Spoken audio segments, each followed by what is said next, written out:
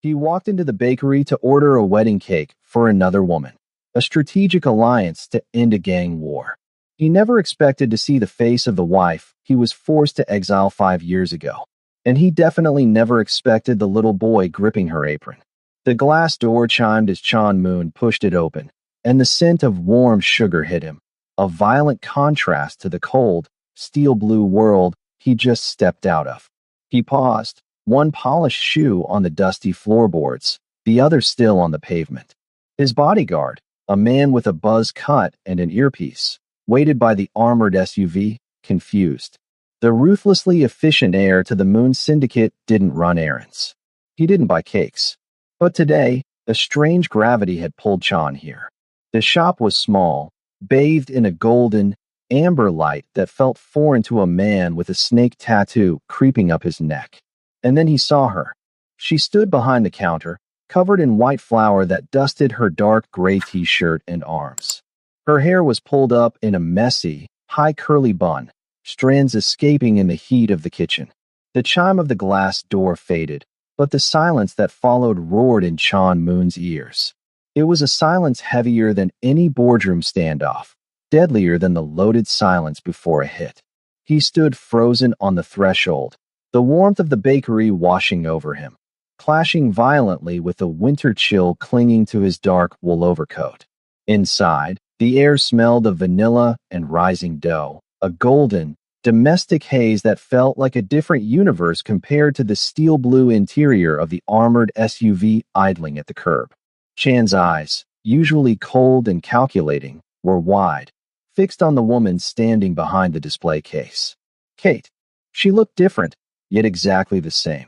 Her hair was pulled up into a messy, high curly bun, strands escaping to frame a face that haunted his sleep for 5 years.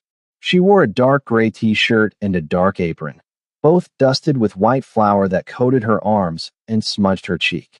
She looked exhausted, overworked, and terrified. Her mouth was slightly open, her eyes wide and staring directly back at him. The color had drained from her face beneath the flour, leaving her looking like a ghost in her own sanctuary. Boss. The voice came from behind Chan's right shoulder. His bodyguard, a large Caucasian man with a buzz cut and a coiled earpiece, stepped closer, sensing the sudden shift in the atmosphere. The guard didn't see a lost love. He saw a threat. He saw a woman paralyzed by fear, her hand gripping a rolling pin on the counter like a weapon. He saw a variable he couldn't control. The leather of the guard's jacket creaked as his hand moved toward his hip, reaching for the weapon concealed beneath his suit. Back, Chan commanded, his voice a low, rough rasp. He didn't look away from Kate. He raised a hand, a sharp, cutting motion that stopped the guard dead in his tracks. Stay outside. Sir, the area isn't SEC. I said stay outside. The guard hesitated, his eyes darting between Chan's rigid back and the trembling woman, before slowly retreating to the sidewalk. The door clicked shut, sealing them in. Chan took a step forward. The floorboards creaked. He felt like an intruder in this warm, golden world, a predator who had wandered into a garden. The snake tattoo on his neck, usually hidden by his collar, felt like it was burning against his skin, a brand of the criminal life that had forced him to abandon her. Kate, he breathed. The name tasted like ash and regret. She took a step back, hitting the shelves behind her. Tiered white wedding cakes trembled on their stands. You shouldn't be here, she whispered, her voice shaking. Chan, please. You have to go. I didn't know, he said, the words tumbling out. I came for a cake. For a wedding. The irony hung between them, cruel and sharp. He was buying a symbol of love for a marriage of convenience, only to find the woman he had actually loved. Just leave, Kate pleaded, her eyes darting toward the curtained doorway leading to the back room. Please, just leave before. Mommy, the shout shattered the tension like glass. Small, rapid footsteps pounded against the floor. A blur of energy burst through the curtain. It was a toddler, a little boy with light brown skin and 2 fluffy curly puffs bouncing on his head. He was wearing a sage green t-shirt and denim shorts, oblivious to the suffocating tension in the room. Mommy, I found the red truck. It was under the. The boy stopped. He had run straight to Kate, grabbing the fabric of her apron, but now he turned. He sensed the stranger. Sean felt the air leave his lungs. The boy looked innocent and confused, staring forward with wide eyes. But it wasn't the innocence that made the room spin around Sean. It was the face. The child had Kate's complexion, warm and glowing, but the architecture of his face was undeniable. The sharp jawline, already defined even in childhood softness. The shape of the eyes, the intense, observant stare that mirrored the one Chan saw in the mirror every morning while shaving. The boy looked at Chan. Chan looked at the boy. It was like looking at a ghost of his own innocence, a split screen of his past and his present. Chan did the math in a heartbeat. 5 years ago, he had left Kate to protect her. He had walked away to keep the darkness of the Moon Syndicate from swallowing her whole. He had thought he was being noble. He had thought he was saving her. He looked at the boy, 4 years old, maybe 3.5. Kate hadn't just been left behind. She had been pregnant. Chan's gaze snapped back to Kate. She had scooped the boy up onto her left hip, her arms wrapping around him protectively, shielding him from the man in the dark coat. Her expression had shifted from shock to a fierce, terrified defiance. Kate, Chan said, his voice cracking, stripped of all its Mafia authority. Who is he? She didn't answer. She didn't have to. The truth was written in the shape of the boy's eyes, in the terrified clutch of Kate's hands, and in the devastating silence that filled the space between them. He's mine, she said, her voice trembling but hard. Is he? Chan stepped closer, drawn by a magnetic force he couldn't fight. The boy buried his face in Kate's neck, shy and wary of the stranger. Is he mine? Kate pressed her lips together, tears cutting tracks through the flour on her cheeks. She didn't say yes. She didn't say no. She just held the boy tighter, as if trying to physically keep him from the world Chan represented. But Chan knew. As he looked at the child wearing denim shorts and a sage green shirt, clinging to the woman Chan had never stopped loving, the reality crashed down on him. He had a son, and for 4 years, he had been a ghost to them both. The bell above the bakery door chimed one last time, a cheerful sound that felt like a mockery as the heavy glass swung shut behind him. Chan Moon stepped out onto the pavement, the winter air biting at his exposed face, instantly chilling the sweat that had broken out along his hairline. He felt unmoored, as if gravity had shifted 45 degrees to the left. The world outside was exactly as he had left it minutes ago, gray sky, wet asphalt, the low hum of Seoul traffic, but it felt unrecognizable. Sir, the bodyguard, the large man with the buzz cut, was there instantly, opening the rear door of the black armored SUV.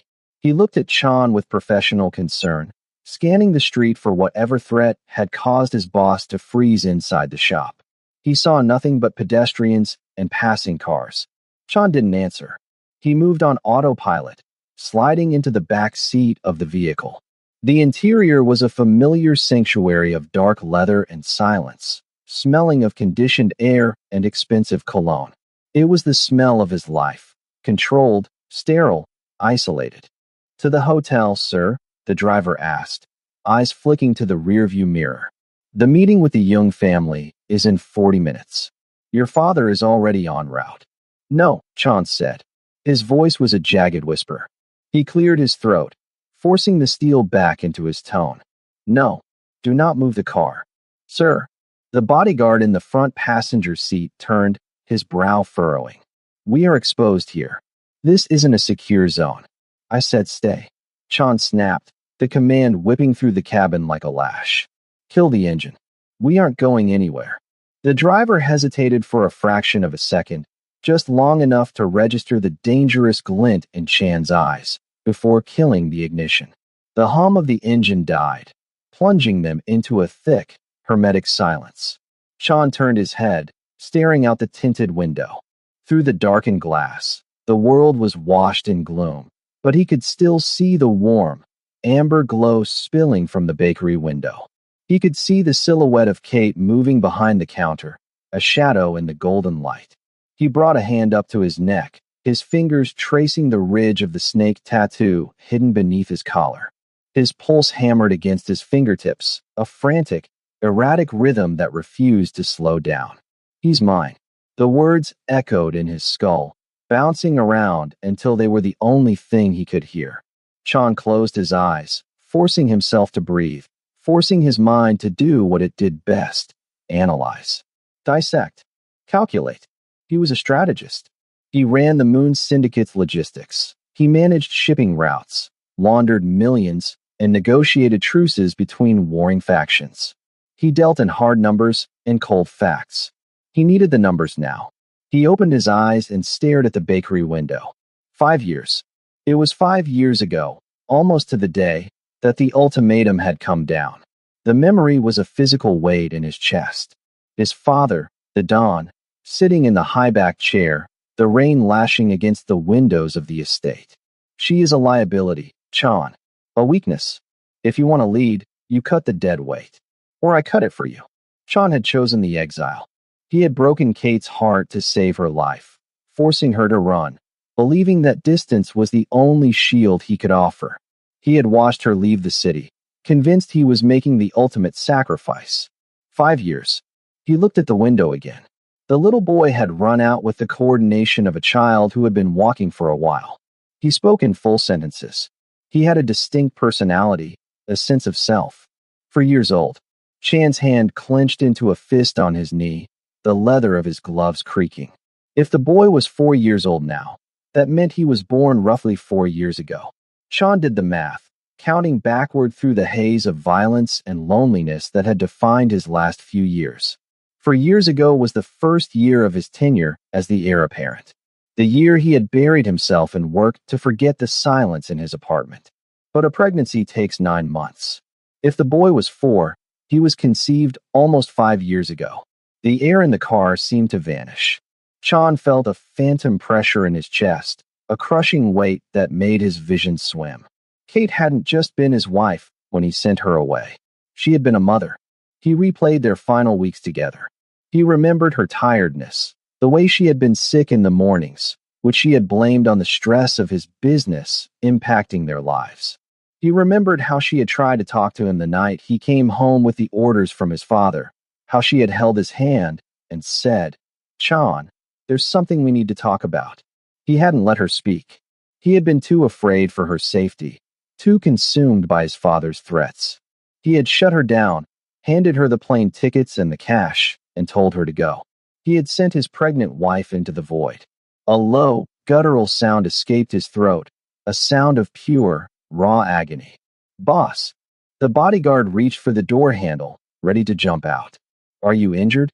"Don't open that door," Chan hissed, his eyes never leaving the bakery window. The math was irrefutable. It was absolute. The timeline didn't lie. Kate had been carrying his son when she fled. She had carried him alone, birthed him alone, and raised him for 4 years in a bakery, hiding in plain sight while Chan sat in high-rise offices negotiating truces for a family that wasn't really his. But then a darker calculation settled in. If Kate knew she was pregnant, why did she leave so easily? Kate was strong, but she wasn't a coward. She would have fought for him. She would have used the child as a reason to stay, to make him fight his father. Unless she couldn't. Unless the threat wasn't just about her. Chan's eyes narrowed, the shock calcifying into a cold, hard rage. He thought of his father's words that night. "I cut it for you." His father knew everything. The Don had spies everywhere. He monitored Chan's calls, his bank accounts, his movements. It was impossible that the Don didn't know what Chan had missed. The betrayal tasted like copper in his mouth. It wasn't just that he had lost 5 years. It was that the game had been rigged from the start. Chan looked at his watch. The wedding meeting was in 30 minutes. The truce with the Jung family depended on him walking into that hotel ballroom, smiling, and signing the marriage contract. It was the culmination of 5 years of sacrifice. He looked back at the bakery. Through the glass, he saw Kate pick up the boy again. The child's legs kicked happily. The math was simple. On one side, the syndicate, the duty, the father who viewed people as pawns, the lies. On the other side, the woman in the flour-dusted apron, the boy with his eyes, The truth.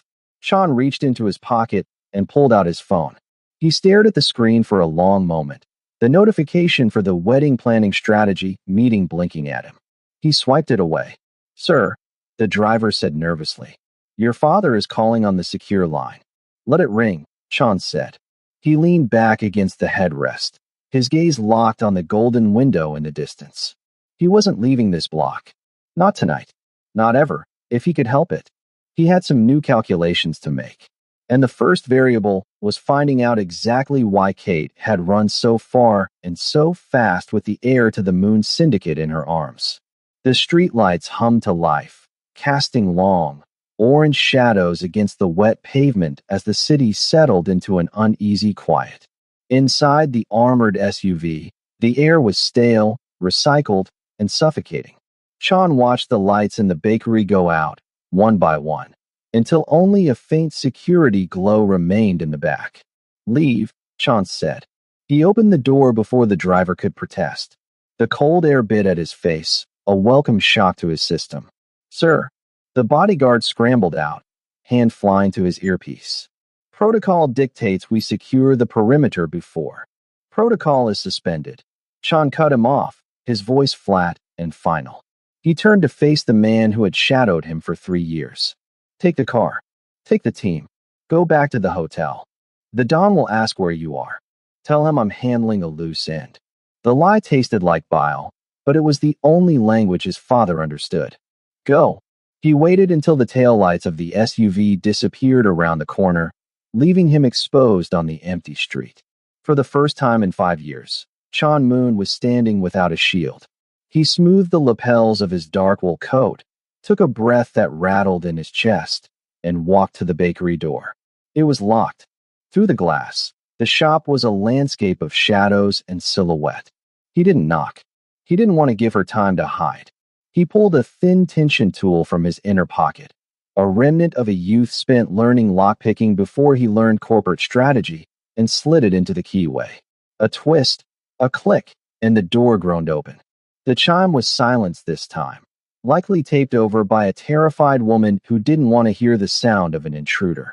Sean stepped inside, closing the door softly behind him. The smell of vanilla was fainter now, overpowered by the metallic tang of fear. I know you're here, Kate. His voice was soft, barely a whisper, but it carried through the small space. Movement flickered in the doorway leading to the kitchen. Sean walked toward it, his hands raised slightly, palms open. He wanted to look harmless, but he knew he looked like a nightmare. A silhouette in a $1,000 coat with a snake tattoo winding up his neck. He pushed through the curtain into the back room. Kate was waiting for him. She stood between him and the narrow staircase that led to the apartment above. Her stance was wide, her body rigid. In her right hand, she gripped a 10-inch chef's knife. The blade trembled, catching the dim light from the alley window, but her eyes were steady. Get out, she hissed. I swear to God. Sean, if you take one more step, I will kill you. I believe you, Sean said. He stopped, keeping a respectful distance. He looked at the knife, then up to her face. She had washed the flour off, but her eyes were red-rimmed and swollen. Is he asleep? Don't you talk about him. She adjusted her grip on the handle, her knuckles white. You don't get to talk about him. You gave up that right. I didn't know he existed. Because you didn't want to know. The shout tore out of her, raw and jagged. You threw me away, Sean. You gave me cash and a ticket and told me I was a liability. I did it to save you. Chan's composure cracked, his voice rising to match hers. My father, you know what he is. You know what he does to loose ends. If I hadn't sent you away, you would be dead. And if I had stayed, Kate stepped forward, the knife point inches from his chest. If I had told you I was pregnant, what then, Sean? Would you have protected us? Or would you have done exactly what your father told you to do? I would have burned the city down for you, Sean said, the truth of it burning in his throat. If I had known, if you had just told me. I couldn't. Why? Sean demanded. We told each other everything. Why did you keep my son a secret? Kate let out a broken, wet laugh. She lowered the knife slightly, her strength seemingly sapped by the memory. You think you're the only one your father talks to? Sean went still. The temperature in the room seemed to drop 10 degrees. What did you say? The night before you gave me the tickets, Kate whispered, staring past him, looking at a ghost. He came here. Your father. He sat at that table right there. She pointed to a small prep table covered in flour dust. Sean felt the blood drain from his face. The Don never did his own dirty work. If he had come personally, he was very polite. Kate continued, her voice trembling. He drank tea. He asked about the bakery. And then he told me that he knew. Knew what? That I was late. Kate looked up at Sean, fresh tears spilling over. He knew before I did, Sean. He had access to my medical records. He knew I was pregnant. Sean braced himself against the doorframe, his knees weak. He told me that the moon bloodline stays pure, Kate said, her voice dropping to a terrifying whisper. He said that a child with an outsider like me, it complicates the succession. It weakens the brand. She took a shuddering breath. He gave me a choice. He said I could leave quietly, let you play the hero who saved me from the dangerous life. Or what? Chan's voice was a growl, a sound that belonged to a predator. Or he would fix the mistake himself, Kate said. She looked him dead in the eye. He used the word erase, Chan. He said he would erase the baby. He said he would cut it out of me if he had to. The world tilted. The rage that had been simmering in Chan's gut since he saw the boy erupted into a supernova. It wasn't just manipulation. It wasn't just control. It was a threat of butchery. His father had looked at an unborn child, his own grandson, and seen waste to be disposed of. He said if I ever contacted you, Kate sobbed, if I ever sent a picture or a letter or made a phone call, he would finish the job. He said he would find us, and he would make me watch while he. She couldn't finish the sentence. She dropped the knife. It clattered against the floorboards, the sound echoing in the silence. Chan moved before he thought. He crossed the distance between them and pulled her into him. Kate didn't fight. She collapsed against his chest, her hands gripping the dark wool of his coat, sobbing into the expensive fabric. Chan held her, his eyes staring blindly at the dark wall. He felt the vibration of her cries against his ribs. He felt the terrifying fragility of her life and the life of the boy sleeping upstairs. For 5 years, he had served the man who threatened to butcher them. For 5 years, he had been a loyal son to a monster. Chan's hand moved up to cradle the back of Kate's head. His touch was gentle, but his eyes were dry and cold as ice. The calculation was over. The math was finished. I'm sorry, he whispered into her hair. I am so sorry. He pulled back just enough to look at her. He will never come near you again. Do you hear me? Never. You can't stop him, Kate whispered, fear still trembling in her voice. He's the Don. Not anymore, Chance said. He reached into his pocket and pulled out his phone. The screen lit up his face, casting deep shadows under his eyes. He opened the messaging app and found the contact for the young heiress, the woman he was supposed to marry in 3 weeks to secure the peace. He typed 5 words. The wedding is off. Indefinitely. He hit send. Kate watched him, her eyes wide. Chan, what did you do? I just started a war, Chan said calmly. He holstered the phone and looked toward the stairs where his son lay sleeping. Lock the door, Kate. No one gets in tonight. Tomorrow I will end this. The screen of Chan's phone went black, the light fading like a dying star in the dim back room of the bakery. The message was sent. The digital packet of data, 5 words that dismantled a 1 billion peace treaty, was already traveling through the network, beaming toward the penthouse of the young heiress. The wedding is off. Indefinitely. Sean stared at his own reflection in the darkened glass of the phone. For 5 years, he had looked in mirrors and seen a leader. He had seen the dutiful son who sacrificed his heart to secure the Moon Syndicate's future.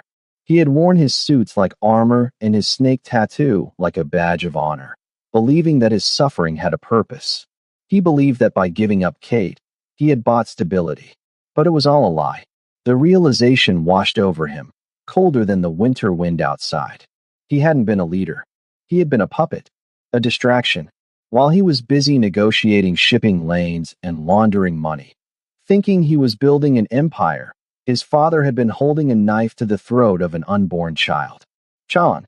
Kate's voice broke through the ringing in his ears. She had pulled away from him, her eyes darting between his face and the phone in his hand. The fear hadn't left her. It had just mutated into a new, sharper panic. What does that mean? You started a war? It means the truce is dead, Chan said, his voice terrifyingly calm.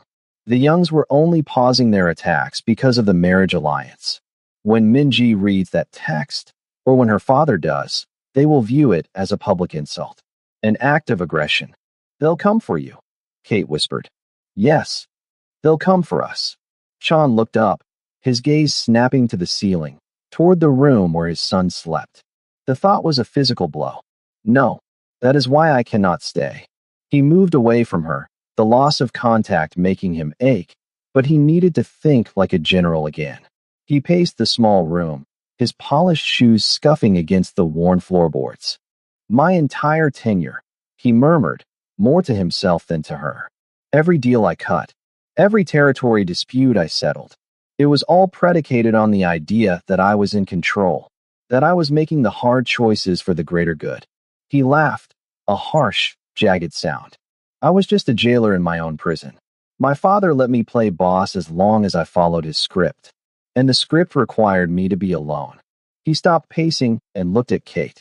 She was leaning against the prep table, her arms wrapped around herself, the flour on her apron rising and falling with her rapid breathing. I built a life on a foundation of rot, Chance said. I can't marry the young girl, not just because of you or the boy, but because if I go through with it, I am validating everything he did to you. I would be rewarding him for threatening to butcher my son. He walked back to her, reaching out to tuck a stray curl behind her ear.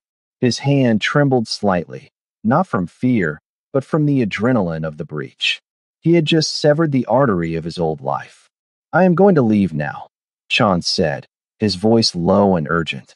If I stay here, the tracking data on my phone, the car, it draws a target on this building. I need to draw the fire away. Where will you go? Kate grabbed his wrist. Her grip was strong, desperate. Chan, if you go out there, you're alone. You sent your men away. I have to be alone. It's the only way to move fast enough. He looked into her eyes, seeing the woman he had fallen in love with, the woman who had been strong enough to raise a king's son in a pauper's bakery. Listen to me closely, Kate. Lock the doors. Turn off the lights. Do not open the shop tomorrow. Take the boy to the basement if you hear anything at all. You're scaring me.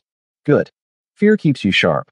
He leaned in, his forehead resting against hers for a fleeting second. I am going to fix this. I am going to tear down the lie. He pulled away and turned toward the back door.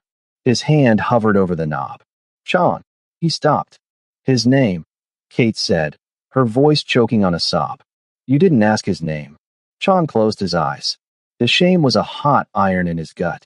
Tell me. Leo, she said, like a lion, because he had to be brave. Chan smiled, a sad, broken thing. Leo, a lion for the Moon family. He opened the door and stepped out into the biting cold of the alley. He hadn't taken 3 steps before the phone in his pocket vibrated.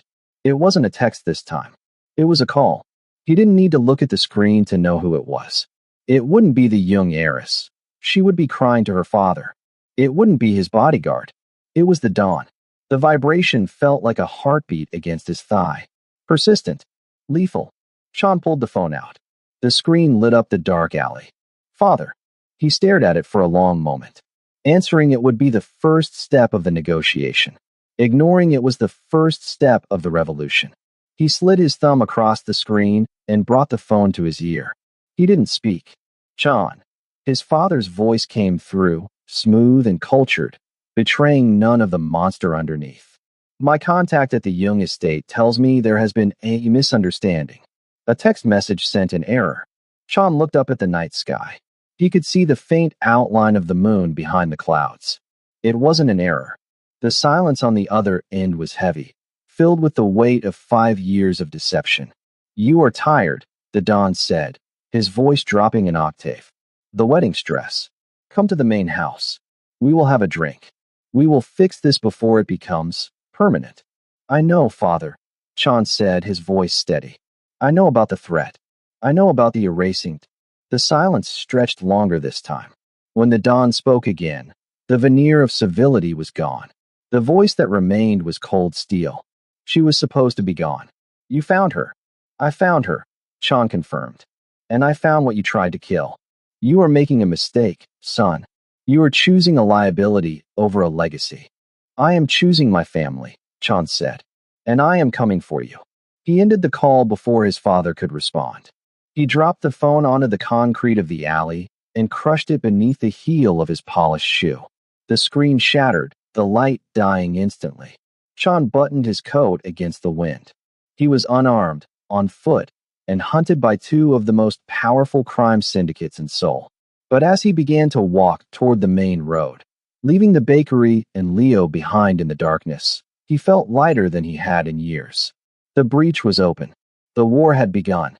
Sean moved through the back streets of Seoul like a phantom, keeping to the shadows where the streetlights couldn't reach.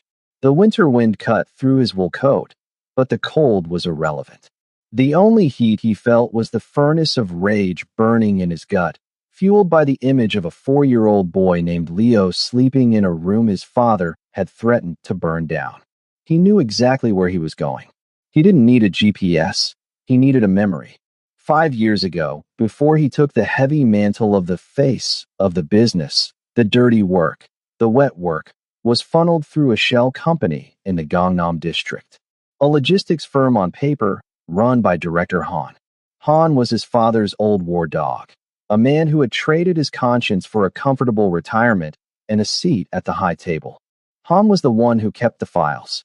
Han was the one who knew where the skeletons were buried because he was usually the one holding the shovel. Sean reached the building, a nondescript gray monolith sandwiched between neon-lit karaoke bars. He didn't use the front entrance. He circled to the loading dock, slipping past the single camera he knew had a blind spot in the northeast corner, a flaw he had pointed out in a security audit 3 years ago. They had never fixed it. Arrogance, Sean thought. The Moon Syndicate believed it was untouchable. He picked the lock on the service door with the same tension tool he'd used at the bakery, the click echoing loudly in the concrete stairwell. He took the stairs 2 at a time, silent as death, ascending to the 4th floor. The hallway was quiet, smelling of industrial cleaner and stale cigarette smoke. A single light burned under the door at the end of the hall. Han was old school. He didn't trust the cloud, and he didn't trust normal business hours. He kept his insurance on paper and close at hand. Sean didn't knock. He kicked the door just below the lock, the wood splintering with a deafening crack as the frame gave way. Inside, Director Han jerked upright behind a mahogany desk, a glass of whiskey halfway to his mouth. He was a thick-set man with graying hair and pockmarked skin, wearing a suit that cost more than Kate's Bakery made in a year. His hand scrambled for the drawer, for the gun Sean knew was taped underneath the lip of the desk. Sean was faster. He crossed the room in 3 strides, vaulting over the guest chair and slamming his palm down on the drawer, pinning it shut. With his other hand, he grabbed Han by the throat and slammed him back into his leather chair. Don't, Sean snarled, his face inches from the enforcers. Don't make me messy, Han. I don't have time for dry cleaning.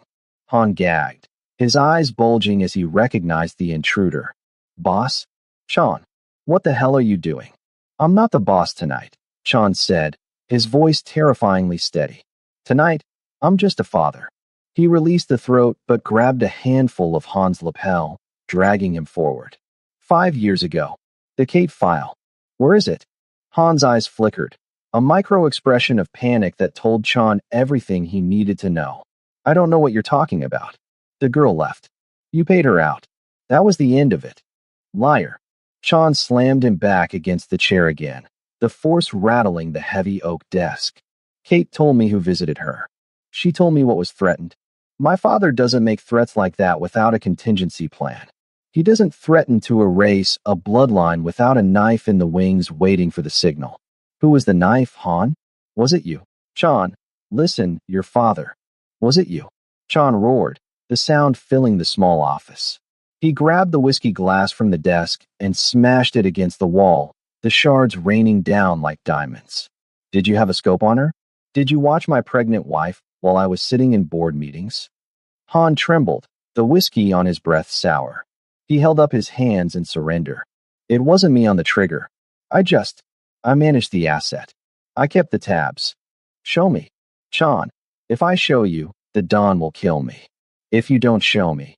Chan leaned in, the snake tattoo on his neck stretching as his muscles tensed. I will kill you.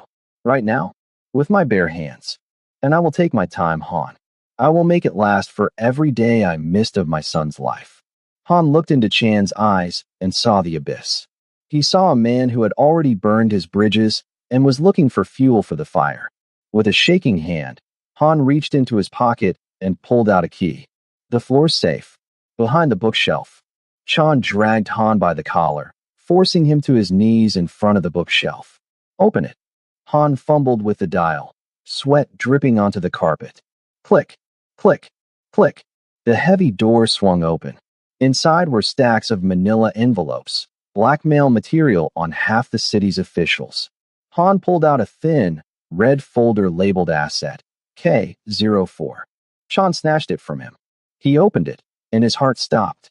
It wasn't just surveillance photos, though there were dozens of those. Kate at the airport, Kate getting on a bus, Kate at a clinic in a rural town. There were medical records stolen from the hospital, ultrasound scans, and there was a signed order. It was a single sheet of Moon Syndicate letterhead, dated 5 years ago. The handwriting was unmistakable. His father's jagged, aggressive scrawl. Objective: total severance of emotional tie to heir. Method: coercion via threat of termination. Contingency: if subject attempts contact with heir, or if offspring is publicly revealed, authorize immediate removal of both targets. Make it look like an accident. Immediate removal. Chan stared at the words. Removal. It was a sterile, corporate word for murder. His father had signed a death warrant for his own grandson as an insurance policy for a business deal. Chan felt a cold clarity settle over him. This wasn't just betrayal. It was a declaration of war against his blood. This piece of paper was the proof that the Moon Syndicate was rot. It was the proof he needed to show the council, the proof he needed to absolve himself of the sin of loyalty. He pulled out a second sheet. It was a log of surveillance updates. The most recent one was dated 3 days ago. Subject location confirmed. Bakery. Child, male, 4 observed. Resemblance confirming paternity. Awaiting instructions on containment. 3 days ago, Chan whispered. He looked down at Han. You knew she was back in Seoul. You knew about the boy. We just found them, Han stammered. The Don. He hasn't given the order yet. He was waiting until after the wedding. He didn't want to upset you before the merger. He was waiting, Chan repeated. He was going to let me marry the young girl, and then he was going to kill them. He said it was for the best. He said a bastard child starts wars. Chan closed the folder and tucked it inside his coat, next to his heart. He looked down at the man who had facilitated the destruction of his family. He raised his foot and kicked Han in the chest, sending him sprawling backward into the desk. You're right, Han, Chan said, his voice devoid of emotion. It does start wars. He turned and walked to the door. He didn't kill Han. A corpse couldn't testify. A corpse couldn't tell the other captains what the Don had done. Stay here, Chan commanded without looking back. If you pick up that phone to warn him, I'll know. And I'll come back. He walked out of the office, the red folder burning against his chest. He had the proof. He had the motivation. Now he just needed to survive the night. Because as he stepped back into the stairwell, the silence of the city was broken by the distant wail of sirens. The hunt was over. The siege was about to begin. The night sky over the Incheon district didn't just glow, it bled. Chan stood on the roof of a parking garage 3 miles away, the wind whipping the hem of his wool coat around his legs. In the distance, a column of thick, black smoke choked the stars, illuminated from below by the angry, pulsing orange of a chemical fire. The Moon Syndicate's primary distribution warehouse, a fortress of logistics and laundered capital, was burning. The Jung family hadn't waited for a diplomatic solution. They hadn't asked for an explanation for the canceled wedding. They had received Chan's text message and answered with high-grade explosives. Chan watched the flames dance, his face illuminated by the distant destruction. He felt the heat of the red folder tucked against his ribs, pressing into his heart like a second, heavier beat. He had traded a warehouse for his son. In the cold calculus of the underworld, it was a terrible deal. In the calculus of a father, it was a bargain. His phone vibrated in his hand. It wasn't the rhythmic buzz of a text, but the sustained, demanding pulse of a call. Father. Sean didn't smash the phone this time. He answered it, bringing the device to his ear as he watched the roof of the warehouse collapse in a shower of sparks. It's beautiful, isn't it? The Don's voice was terrifyingly calm, smooth as silk over a razor blade. He wasn't yelling. He wasn't panic-stricken. He sounded like a man admiring a painting. 3 years of infrastructure. 40 million won in inventory. Gone in 20 minutes. It's the price of doing business, Chan said, his voice flat. You taught me that everything has a cost. I taught you that loyalty pays dividends, Chan, and betrayal creates debt. The Don paused, the sound of ice clinking against glass audible on the other end. He was drinking. The Youngs are insulted. They view your cancellation as a declaration of war. They want blood. They can have mine, Chan said. Come and take it. Don't be dramatic. You are my heir. You are the future of this family, even if you are currently misguided. The Don's voice dropped, losing its conversational lilt and hardening into the tone of a commander. I can fix this, Chan. I can call Jung right now. I can tell him you had a mental break. A moment of weakness induced by stress. I can renegotiate the terms. There is no negotiation. There is always negotiation, the Don snapped. But first, you must prove that you are still one of us. You must prove that you are a moon, and not just a scared boy running back to a skirt. Chan gripped the phone tighter, his knuckles white. I am not running. Then show me. The Don's voice became a hiss. The girl, Kate, she is the root of this rot. She is the weakness that has compromised your judgment. 5 years ago, I told you to cut the dead weight. You failed. Now, you have a second chance. Chan stopped breathing. He looked at the fire in the distance, but all he could see was Kate holding the knife in the bakery, trembling as she told him about the threat to erase their child. Finish it, Chan, his father commanded. Go back to that bakery. Put a bullet in her head. Eliminate the distraction. Bring me proof that you have severed the tie, and I will smooth things over with the Youngs. I will rebuild the warehouse. I will give you the empire. And the boy? Chan asked, the question barely a whisper. The boy is a complication, the Don said dismissively. He is a mongrel. He doesn't belong in our world. Deal with him, too. Clean the slate. Start fresh. The monstrous simplicity of it hung in the air. Deal with him. His father was ordering the execution of a 4-year-old boy, as if he were discussing writing off a bad asset. Chan closed his eyes. For a moment, he felt the ghost of the man he used to be, the obedient son who believed in duty above all else. That man would have considered the logic. That man would have weighed the lives of 2 people against the stability of a criminal empire. But that man had died the moment he saw a little boy with his eyes running across a bakery floor. You are right about one thing, father, Chan said, his voice terrifyingly quiet. I need to prove my loyalty. Good, the Don said. Do it quickly. My men are already moving toward the bakery to ensure it's done, in case you hesitate again. Beat them there. Chan, claim your birthright. My loyalty isn't to the syndicate, Chan said, the words cutting through the night air. And it isn't to you. What? You threatened to erase my son, Chan said, the snake tattoo on his neck throbbing with a rush of blood. You ordered the death of your own blood. You broke the only law that matters. I am the law, the Don roared, his composure finally cracking. Not anymore. Chan opened his eyes. The fire in the distance reflected in them, burning bright and dangerous. I'm not going to kill Kate. And I'm not going to kill the boy. I'm coming for you, father. Call your guards. Rally the council. Hide behind every gun you own. Chan, if you step foot on the estate. I'm coming. Chan interrupted, his voice cold as the grave. And I'm bringing the red folder. He hung up. He didn't hesitate. He turned away from the burning warehouse and sprinted toward the stairwell. His father had shown his hand. The hit squad was already moving toward the bakery. The Don had anticipated Chan's defiance. Chan checked the time. He had 20 minutes, maybe less, before his father's men reached Kate and Leo. He had no car. He had no backup. He was one man against an army. But he was a father, and for the first time in his life, he knew exactly what he was fighting for. He burst through the stairwell door and into the alley, running not away from the fire, but toward the war he had finally chosen to fight. The iron gates of the Moon Estate towered over the hills of Becanson, a fortress of stone and surveillance that had housed the syndicate's leadership for 3 generations. It was a place designed to keep the world out, but tonight, the threat was walking through the front door. Chan Moon pushed past the bewildered perimeter guards, his dark wool coat billowing in the wind, the snake tattoo on his neck stark against his pale skin. He didn't have a weapon drawn. He didn't need one. He walked with the terrifying certainty of a man who had already accepted his own death.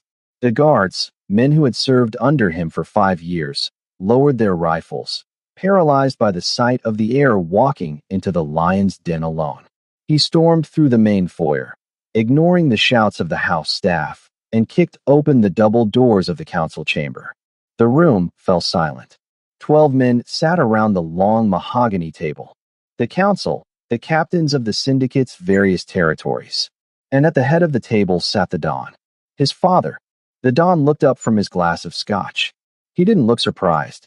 He looked disappointed. "You have soot on your face, Chan," the Don said, his voice echoing in the cavernous room. "And you smell like smoke. Is this how the heir presents himself to the council?" "I am not the heir," Chan said, his voice cutting through the humid air of the room. He walked to the foot of the table, gripping the back of an empty chair. "Not to this throne.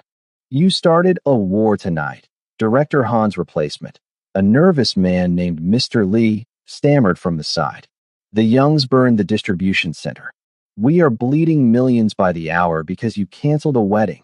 "The wedding was a sham," Chan said, his eyes scanning the faces of the men he had worked with for years. "And the peace was a lie. We were building a future on a foundation that was already rotten." "Sit down, Chan," the Don commanded, his hand tightening on his glass. "You are embarrassing yourself. You are hysterical. Gentlemen, my son has been under immense strain. The pressure of the merger." "I found the bakery," Chan interrupted, his voice rising, silencing his father. The Don went still. The air in the room grew heavy, charged with a violence that hadn't yet been unleashed. "I found Kate," Chan continued, looking directly at the council members. "And I found the boy." Murmurs broke out around the table. The men exchanged confused glances. They knew Kate as the woman Chan had exiled years ago, a weakness he had cut loose.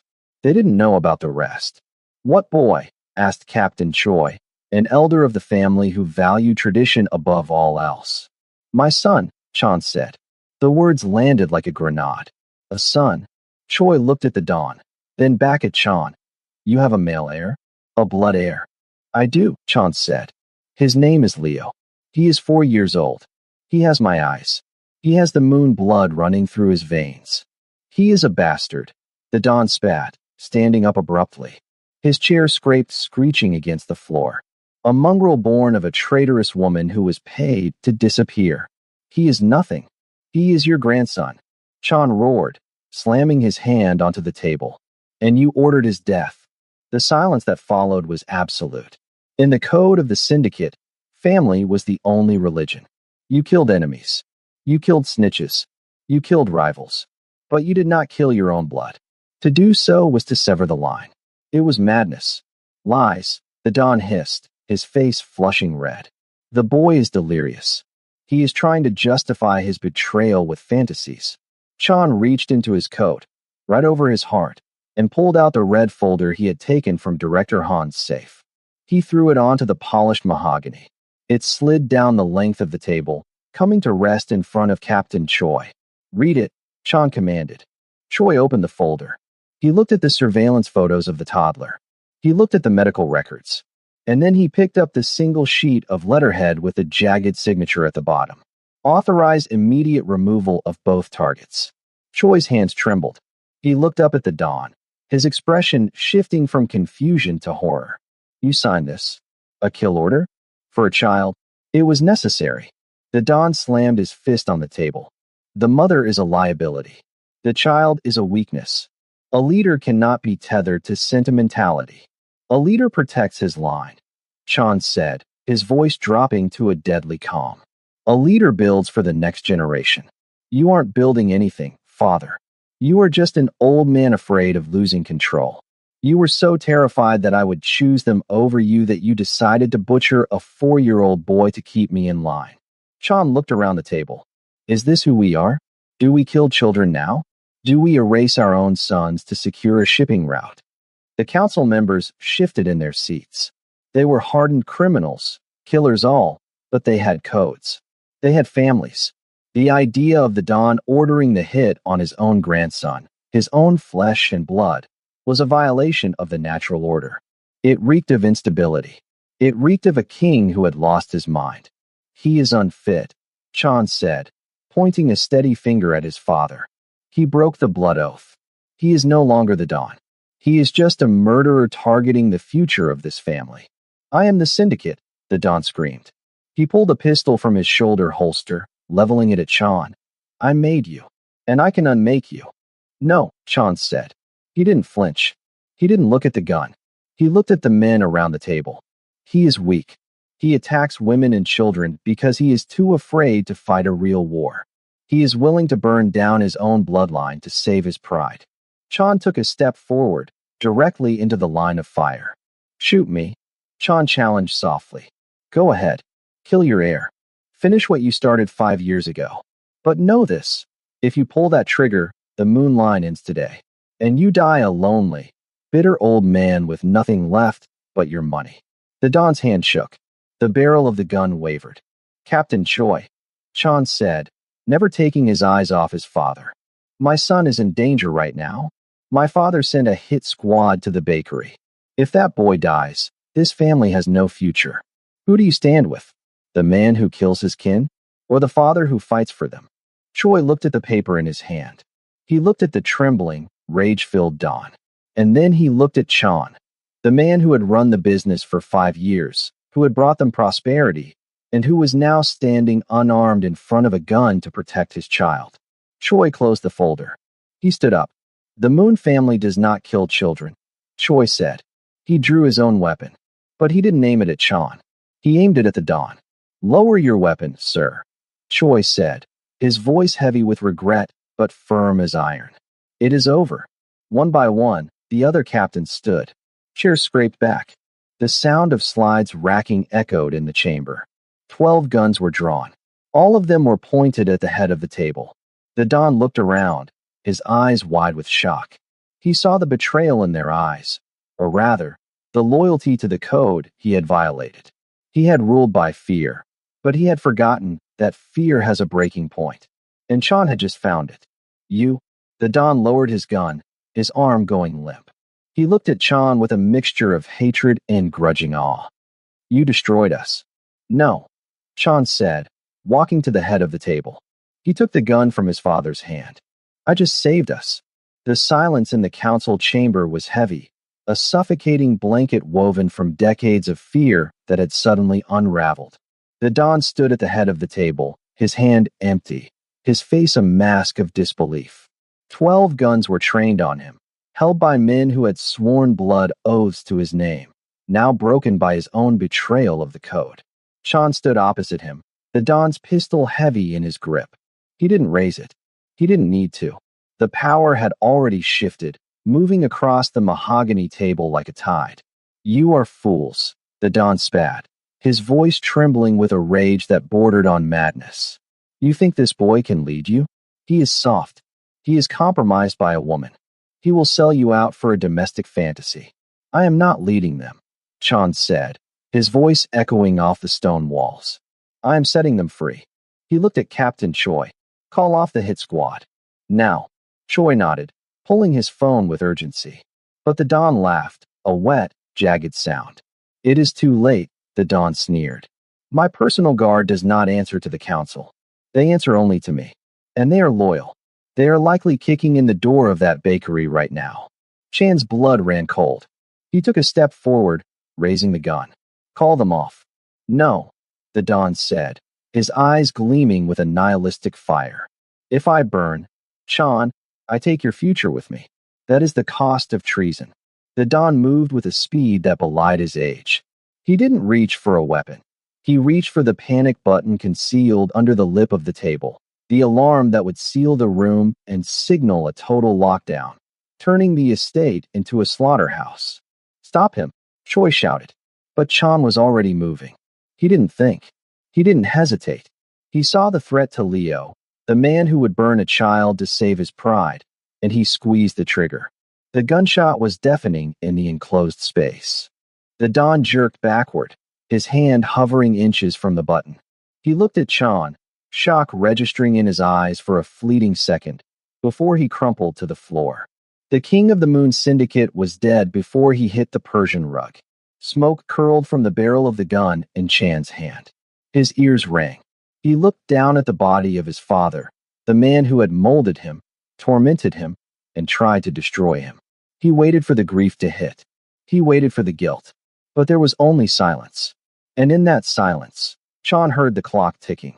The phone. Chan barked, dropping his own weapon and kneeling beside the body. He rifled through his father's pockets, his hands slick with sweat. He found the burner phone, the direct line to the wet work team. He hit redial. It rang once. Twice. Sir, a gruff voice answered. We are at the target location. We have eyes on the back door. Initiating breach in 30 seconds. Stand down, Chan ordered, mimicking the cadence of his father's authority, though his voice was his own. Who is this? The voice on the other end tightened. Where is the Don? The Don is dead, Chan said, his voice cold iron. I am the head of the Moon family now, and if you touch a hair on the head of that woman or that child, I will hunt you to the ends of the earth. I will peel the skin from your bones. Do you understand? Silence on the line. The mercenary was calculating the odds. Captain Choi is listening, Chan added, looking up at the elder captain. As is the entire council. The regime has changed. Loyalty to the dead pays no wages. Copy that, the mercenary said after an agonizing pause. Aborting mission. We are clearing out. Chan let out a breath that felt like it had been held for 5 years. He slumped back against the table leg, the burner phone slipping from his fingers. Leo was safe. Kate was safe. The room remained quiet. The captains looked at Chan, then at the body of the Don, and then back to Chan slowly. Captain Choi holstered his weapon. He bowed his head slightly. Boss, Choi said. What are your orders? Chan stood up. He felt the weight of the title settling on his shoulders, the crown he had been groomed for, the power he had killed for. He looked at the empty chair at the head of the table. He could sit there. He could rule Seoul. He could command armies and reshape the city. But he remembered the smell of vanilla. He remembered the way Leo's eyes lit up when he talked about the red truck. I have one last order, Chan said. He looked at the council. Give me President Jung on the line. The rival. Mr. Lee blinked. Sir, we are at war. He just burned our warehouse. Get him. A minute later, the conference phone on the table beeped to life. President Jung's voice filled the room, heavy with suspicion and triumph. I hear gunshots, Chan, Jung said. Is your father finally letting you hold a weapon? My father is gone, Chan said. And the war ends tonight. Does it? Jung laughed. I smell smoke, Chan. I think the war is just beginning. You are weak. Your warehouse is ash. I will take your territory piece by piece. You don't have to take it, Chan said calmly. I'm giving it to you. The laughter stopped. What? The ports. The Gangnam distribution routes. The political contacts in the assembly. Chan listed them off, watching the council members' faces pale with shock. They are yours. All of it. Chan. Choi stepped forward, his face ashen. You cannot do this. You are giving away the empire. I am buying an exit. Chan corrected him, his eyes never leaving the phone. Jung, you want the crown? It's yours. In exchange, the Moon Syndicate ceases to exist as a threat to you.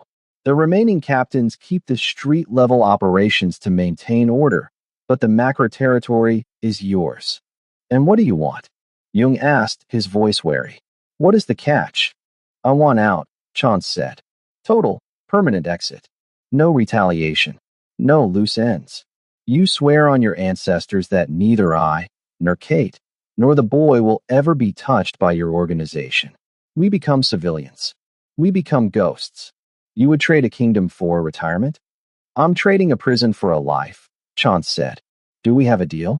Or do I rally these 12 captains and burn your house down before morning?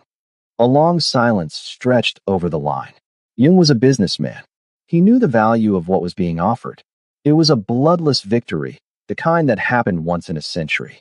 Done, Jung said. Leave the city tonight. If I see you in the trade again, Chan, I will kill you. You won't see me. Chan hung up the phone. He looked at the council one last time. They were stunned, stripped of their global ambitions, but left with enough scraps to survive. They were angry, confused, but alive. The business is yours to salvage, Chan told Choi. Don't contact me. You're just walking away? Choi asked, staring at the body of the Dawn. After everything? He built this on blood, Chan said, stepping over his father's corpse without looking down. I'm not drowning in it. He walked out of the council chamber, through the foyer, and out the front doors. The night air was freezing, but it tasted sweet. He didn't take the armored car. He walked past the guards, past the gates, and onto the dark road leading down the mountain. He had no title. He had no territory. He had a snake tattoo he would have to cover and a past he would have to bury. But as he looked toward the distant lights of the city, toward the small bakery where two people were waiting in the dark, Chan Moon smiled. He was broke. He was powerless. He was free. The winter had finally broken, yielding to a spring that felt overdue. The afternoon sun poured through the front window of the bakery, no longer filtered by gray clouds or the tinted glass of an armored SUV.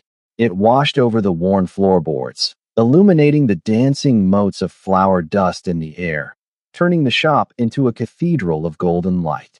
Chan Moon sat on a stool near the counter, a spot that had become his anchor over the last 3 months. He wasn't wearing the dark wool overcoat that had defined his silhouette for a decade. He wasn't wearing the Italian suit that cost more than a car. He wore a soft, charcoal gray knit sweater with a high collar and a pair of faded jeans that he was still breaking in. The sweater was warm, domestic, and purposeful. It completely concealed the right side of his neck. The snake tattoo, the brand of the syndicate, was hidden from the world, buried beneath the fabric just as his old life was buried beneath the ashes of the Moon estate. He took a sip of black coffee from a chipped ceramic mug. It wasn't the rare imported blend he used to drink in his penthouse office while ordering hits and negotiating shipping lanes. It was simple, bitter, and hot. It tasted like freedom. Behind the counter, Kate was working. She moved with a rhythm that mesmerized him. The scrape of the spatula, the spin of the turntable, the precise flick of her wrist as she smoothed buttercream frosting onto a 3-tier sponge cake. She wasn't terrified anymore. The tension that had held her shoulders tight like wire cables was gone, replaced by a fluid grace. She hummed softly, a melody that drifted through the quiet shop, mixing with the whir of the refrigerator. You're staring again, she said without looking up, a small smile playing on her lips.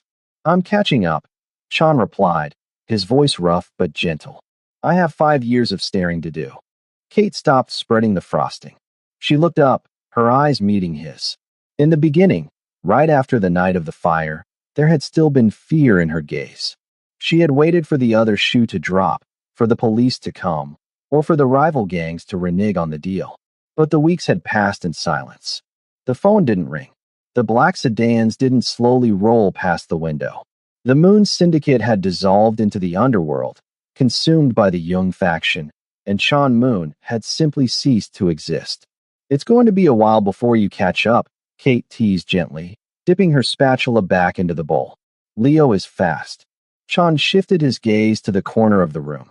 Leo was sitting on a playmat, surrounded by a fortress of plastic blocks.